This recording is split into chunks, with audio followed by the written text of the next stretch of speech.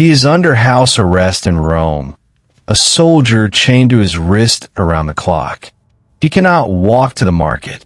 He cannot see the churches he built with his own hands in city after city across 3 continents. For 2 years, his whole world is the length of one chain. And in that room, with nothing but a guard for company, he starts writing letters to the people he loves. Some of those people had hurt him. Some of them he'd never even met in person. And one of those letters ends with him asking simply for someone to come sit with him before winter because he knows he isn't getting out this time. By the end of this video, you're going to know this man the way you know someone in your own family. Not a name from a stained glass window. A person who got angry, who grieved, who forgave people who didn't deserve it, and who kept loving people right up until the moment he died. Before we dive deeper, let us know in the comments where you're watching from. We'd love to hear from you. And don't forget to hit that subscribe button so you never miss any of our upcoming videos. The first letter we're going to look at isn't a gentle one. Paul had just planted churches across the region of Galatia, ordinary people, new believers, many of whom had never lived a single day under Jewish law. And almost as soon as he left, other teachers showed up behind him and told these new Christians their faith wasn't enough. They needed to follow the old rules too, or they didn't really belong. Paul doesn't respond like someone smoothing over a disagreement. He skips his usual warm opening that I thank God for you. He writes almost everywhere else and goes straight to it. He tells them he's stunned they're abandoning the grace they were called into so quickly. Here's what's easy to miss.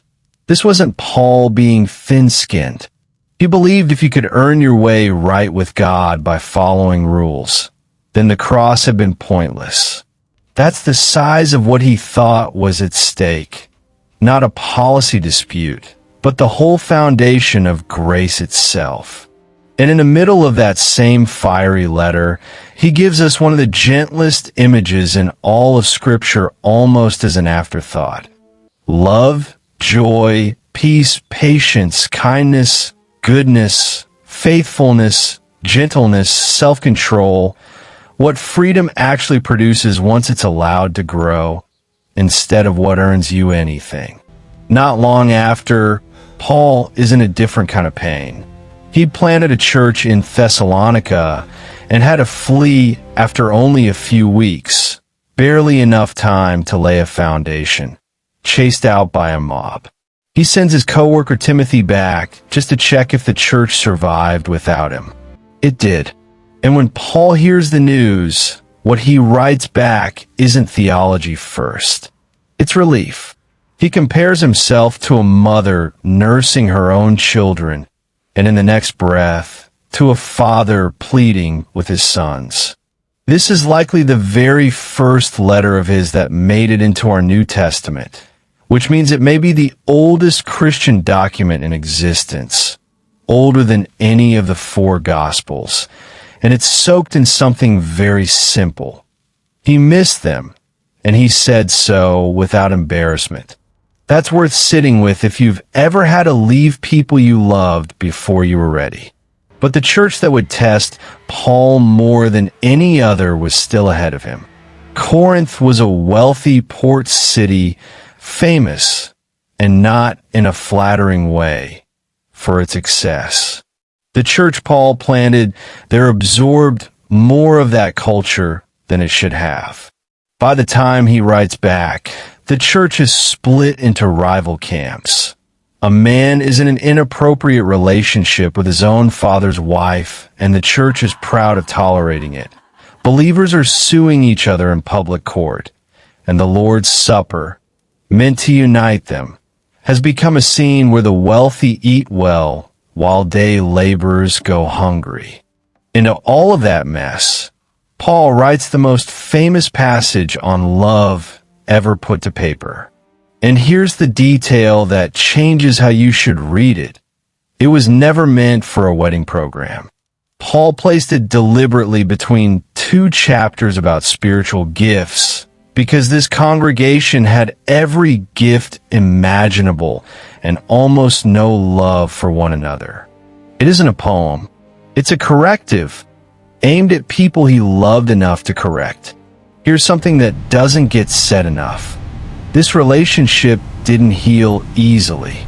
Between his first and second letters to Corinth, something goes badly wrong. A visit that ends in Paul's public humiliation, and a letter, now lost, that he later says he wrote with many tears. By the time he writes what we now call 2 Corinthians, most of the church has come back to him, but a group mocking his authority and his unremarkable speaking style is still circling. And this is where Paul does something remarkable. Instead of defending his credentials, he lists his suffering almost reluctantly. Beaten, shipwrecked, in danger constantly, and then tells them about a physical affliction he begged God 3 times to remove. The answer he says he received back is one of the most quoted lines in Christian history. God's grace is enough, because strength is made complete in weakness. He had every reason to write Corinth off. Instead, he spends the whole letter trying to walk back toward the very people who'd hurt him, calling himself simply an ambassador, pleading with them to be reconciled. If you've ever poured yourself into a relationship with a friend, a church, your own family, and had it go sideways anyway, I want you to notice something. Paul didn't get bitter. He got honest, and then he stayed in it. Tell me in the comments, has there ever been a relationship you had to fight to hold on to like that? By now, Paul is planning to go even further west, to Spain, and along the way he writes ahead to a church he's never personally visited, in the capital of the empire itself. This letter is different from everyone before it.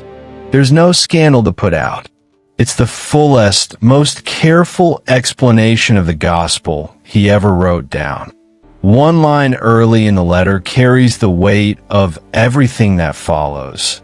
He's not ashamed of the good news, because it's the power of God for everyone who believes it.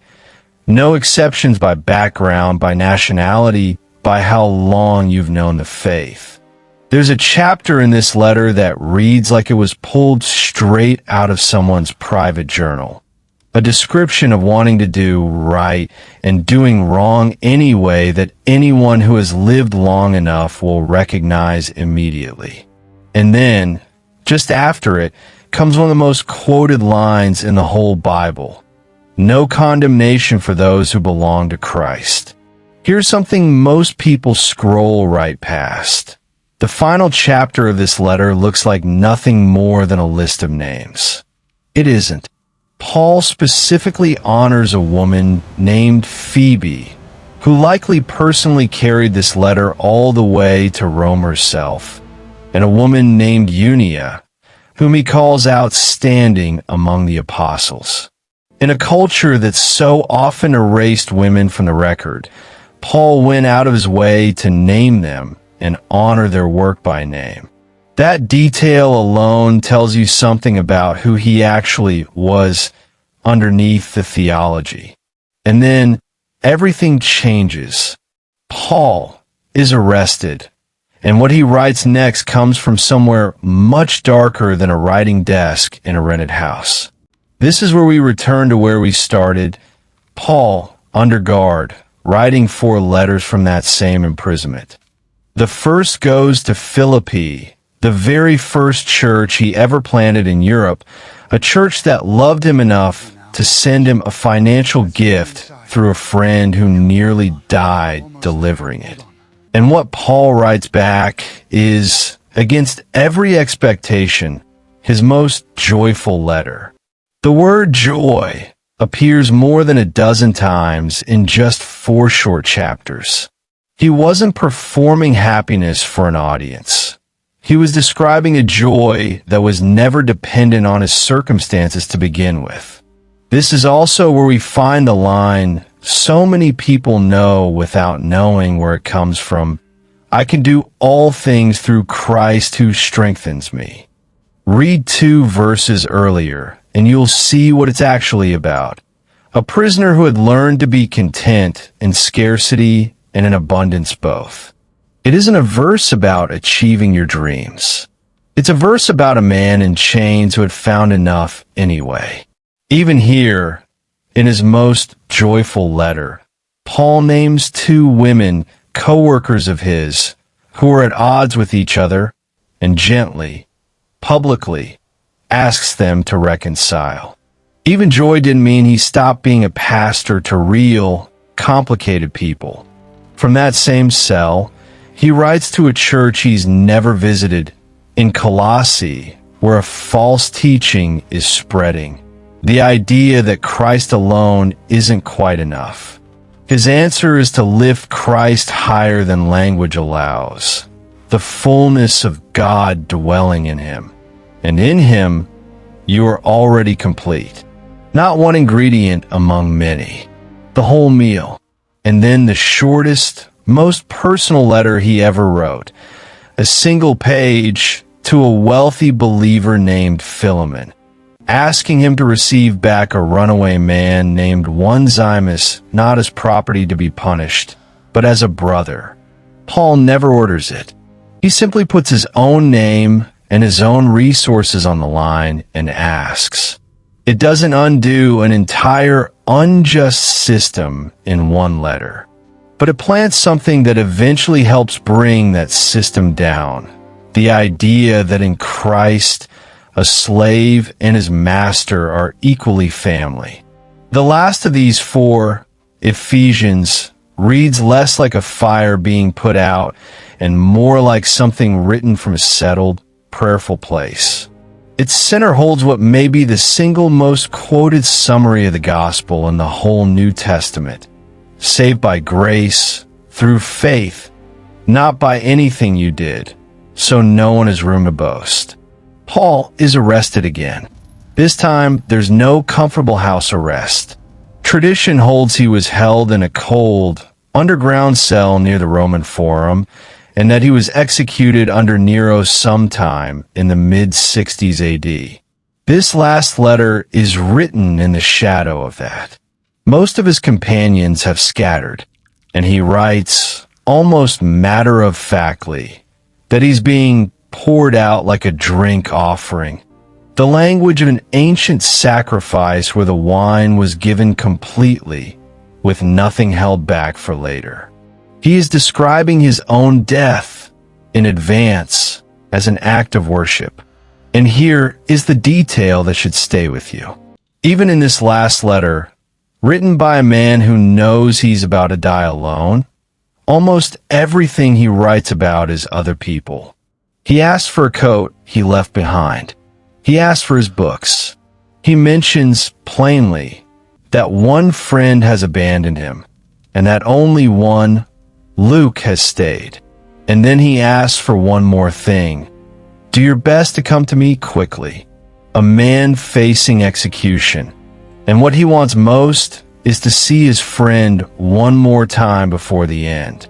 Notice how far this man travels. From a young apostle in Galatians, furious enough to confront the lead apostle to his face over a matter of principle, to the old prisoner in his final letter, asking simply for a friend's company and a coat before winter. Faith is allowed to change shape over a lifetime without losing what it's built on. He never once wrote any of this from comfort.